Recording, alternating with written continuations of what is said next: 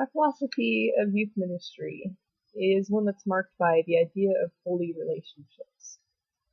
And this idea of holy relationships, for me, comes from Matthew 22:36 through 40, which is Jesus' summary of the Shema.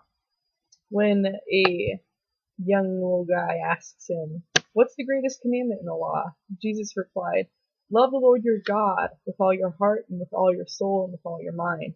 This is the first and greatest commandment. And the second is like it.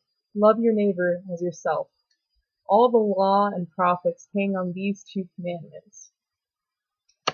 So, seeing as how Jesus thinks these are some pretty important ideas, this idea of loving God and then loving others, this is the lens that I prefer to look through when thinking about youth ministry.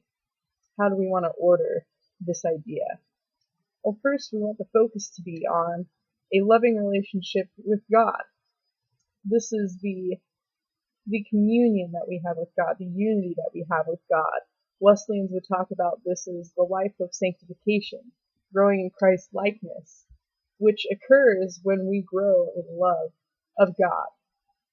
This love naturally filters down throughout our entire lives. It naturally produces love. It is the overflowing of love. It is the idea that when we walk in unity with God, our identity becomes God's love. This starts first with those who are volunteering with youth and working with youth. This is important not only because we model Christ to teenagers, and we want that to be as close to the original as we can get it, but also because we're there to protect them, to keep them safe, but also to challenge them in a loving environment, to teach them what a loving relationship looks like, and also to model for them what the sanctified life is.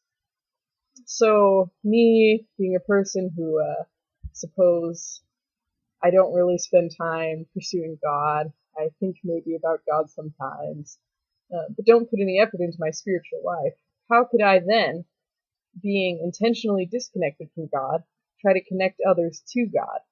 This is a counterintuitive way of doing ministry. It just doesn't make sense. Instead, I prefer to look at it as, here's the youth minister, a few steps further down the path on sanctification perhaps, guiding the younger ones along, and showing them what a life of loving Christ and others looks like in an environment that is productive and encouraging.